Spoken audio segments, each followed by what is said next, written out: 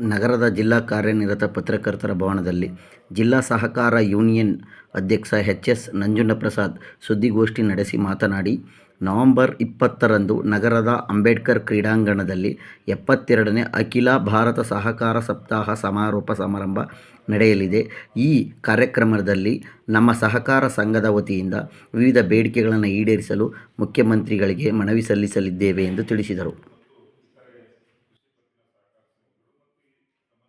ಎಲ್ಲ ಸಹಕಾರ ಕ್ಷೇತ್ರದಲ್ಲಿ ಇರ್ತಕ್ಕಂಥ ಎಲ್ಲ ಸಹಕಾರ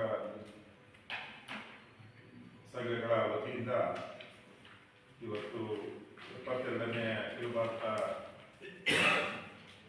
ಸಮಾರೋಪ ಸಮಾರಂಭವನ್ನು 20ನೇ ತಾರೀಕು ಚಾಮರಾಜನಗರದ ಜಿಲ್ಲಾ ಅಂಬೇಡ್ಕರ್ ಕ್ರೀಡಾಂಗಣದಲ್ಲಿ ಸನ್ಮಾನ್ಯ ಕರ್ನಾಟಕ ರಾಜ್ಯದ ಮುಖ್ಯಮಂತ್ರಿಗಳಾದಂಥ ಮತ್ತು ಸಹಕಾರ ಕ್ಷೇತ್ರದಲ್ಲಿ ಸಹಕಾರ ಇಲಾಖೆಯನ್ನು ಕೂಡ ವಹಿಸಿಕೊಂಡಿರುವಂಥ ಈ ಸಂದರ್ಭದಲ್ಲಿ ಒಂದು ಅದ್ದೂರಿಯಾದಂಥ ಒಂದು ಕಾರ್ಯಕ್ರಮವನ್ನು ನಾವು ಸುಮಾರು 25ರಿಂದ 30 ಸಾವಿರ ಸಂಖ್ಯೆಯಲ್ಲಿ ಇಡೀ ಕ್ಷೇತ್ರ ಮತ್ತು ಮಂಡ್ಯ, ಮೈಸೂರು, ಚಾಮರಾಜನಗರ ಮತ್ತು ಹಾಸನ ಜಿಲ್ಲೆಯನ್ನು ಒಳಗೊಂಡಂತೆ ಈ ಒಂದು ಕಾರ್ಯಕ್ರಮವನ್ನು ಸಮಾರಂಭವನ್ನು ಏರ್ಪಡಿಸಲಾಗಿದೆ.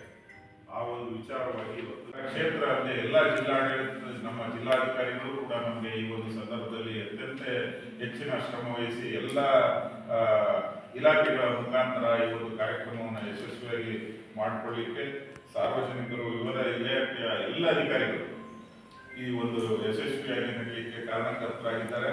ನೆನೆನೂ ಕೂಡ ಒಂದು